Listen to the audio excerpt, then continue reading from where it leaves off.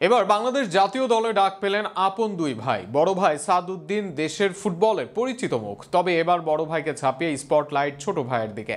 অনেকের মতে সাদউদ্দিন নয়, জাতীয় দলে মূল একাদশে থাকার দাবিদার ছোট ভাই তাজউদ্দিনের। দুই ভাই একই সঙ্গে মাঠ মাতানোর আছে সম্ভাবনা। সব মিলিয়ে এই দুই ভাইয়ের স্কোয়াডে থাকা ও সাদের থেকে তাজের এগিয়ে থাকা নিয়ে বিস্তারিত থাকছে প্রতিবেদনা। বাংলাদেশ ফুটবলের আইকনিক মোমেন্ট, সাদউদ্দিন থাকবেন সামনের কাতারে। সল্ট লেকে তার করা ভারতের বিপক্ষে হেডে গোল বাংলাদেশ ফুটবলের অন্যতম গুরুত্বপূর্ণ মুহূর্ত হয়ে থাকবে। সেদিন ভারতকে হারাতে না পারলেও সাদ বাংলাদেশকে চিনিয়েছিলেন নতুনভাবে। বিশেষ করে ভারতের মাঠে তখনকার বাংলাদেশের এমন এগিয়ে যাওয়া অবাক করে দিয়েছিল সবাইকে।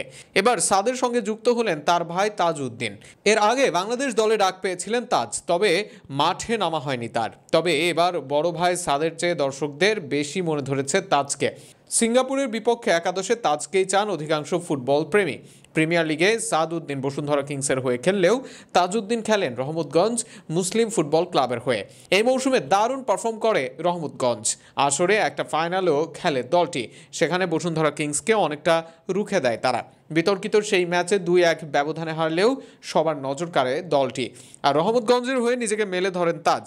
প্রিমিয়ার লিগের এই মৌসুমে তাজের পরিসংখ্যান বেশ উজ্জ্বল। রাইট ব্যাক পজিশনে থেকে 18 ম্যাচে 10 গোল অ্যাসিস্ট করে তাজ। গোল ও অ্যাসিস্ট করেন সমান তালে। মোট 1509 মিনিট খেলেন তাজ, আর সেখানে 4 গোলের সঙ্গে করেন 6 অ্যাসিস্ট। নিয়মিত দলের অংশ ছিলেন তিনি। লিগে 18 ম্যাচের সবগুলোই খেলেছেন মূল একাদশে। আক্রমণ ভাগ ও ডিফেন্স সবখানেই সমান নৈপুণ্য তাজের। ডিফেন্সে বল আদায় করলেও তেমন ফাউল করেন না তিনি। 18 ম্যাচে মাত্র একবার হলুদ কার্ড, যেন সেটাই প্রমাণ করে ট্যাকেলে কতটা নিখুঁত তাজ। অপরদিকে সেখানে তাজের থেকে বেশ পিছিয়ে সাদ। আক্রমণ ভাগে কিছুটা ভালো সাদ, কিন্তু পরিসংখ্যানে তাজের থেকে বেশ পিছিয়ে আছেন তিনি।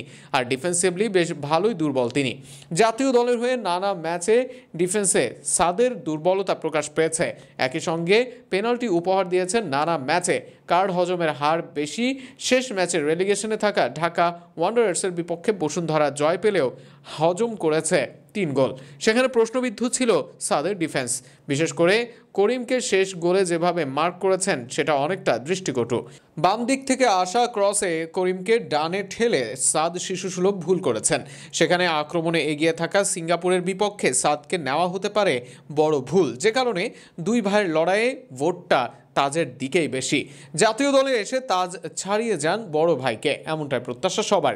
তবে এই দুই ভাই একসঙ্গে জ্বলে উঠে দলকে আরও বড় কিছু উপহার দিন, এমনটাও চাওয়া অনেকের।